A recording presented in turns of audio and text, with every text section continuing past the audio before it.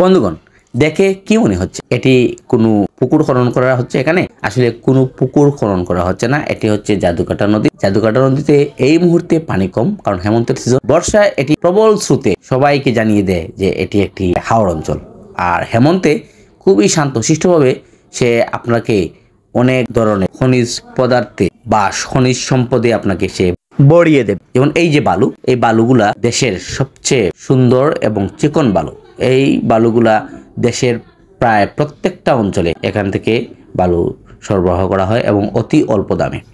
তো যা বলছিলাম, এটি জাদুকাটা নদী বা রক্তি নদী বলে আমরা জানি এটাকে। সুনামগঞ্জ জেলার বাংলাদেশ ভারত উত্তর পূর্ব সীমান্তের কুল ঘেঁষে বয়ে চলেছে।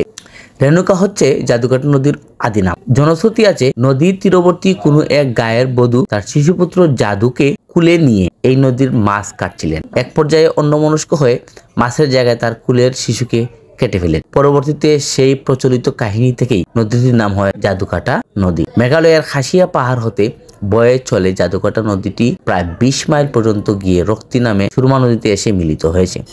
নদীর এক পাড়ে দেখা যায় সবুজ বৃক্ষরাজিময় বারেকটিলা ও অন্যদিকে খাসিয়া পাহাড়।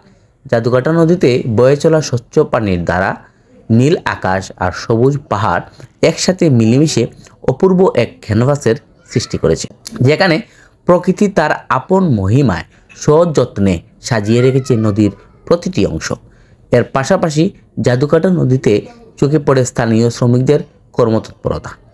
শ্রমিকেরা প্রতিদিন ভোর হতে শুরু করে সন্ধ্যা পর্যন্ত নদী থেকে পাথর, কয়লা ও বালি আহরণ করে। জাদুকাটা নদী দেখতে যেতে হলে প্রথমে সুনামগঞ্জ আসতে হবে। প্রতিদিন ঢাকায় সায়দাবাদ বাস স্ট্যান্ড থেকে মামুন ও শ্যামলী পরিবহনের বাস সরাসরি সুনামগঞ্জের উদ্দেশ্যে ছেড়ে আসে এবং মহাখালী থেকে ছেড়ে যায় এনা পরিবহনের বাস। এসব বাসে সুনামগঞ্জ আসতে সময় লাগে প্রায় 6 ঘন্টা।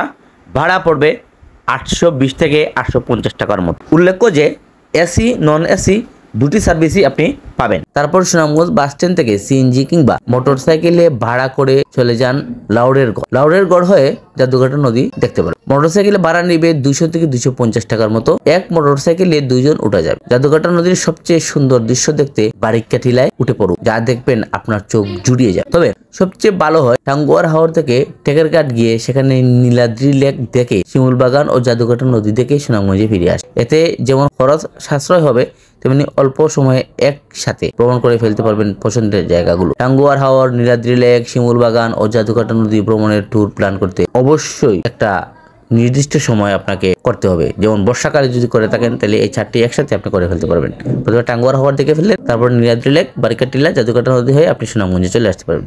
তো বন্ধুগণ, যদি আমার এই ভিডিওটি ভালো লেগে থাকে তাহলে অবশ্যই লাইক দিবেন, কমেন্ট করবেন, পাশে থাকবেন। ধন্যবাদ। আসসালামু আলাইকুম।